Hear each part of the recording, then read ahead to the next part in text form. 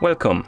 In front of me I have AMAZFIT T-Rex 3 and I'm gonna show you how to soft reset, basically restart this watch. First we need to press and hold the back button and we need to keep holding it until we see the power menu on the screen. So let's press and hold the button.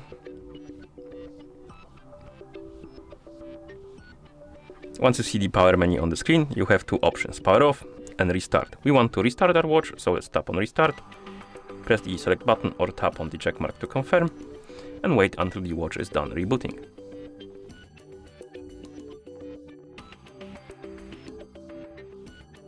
And we're back in the system, and that's how you soft reset this watch. Thank you for watching. If you found this video helpful, please consider subscribing to our channel and leaving a like on the video.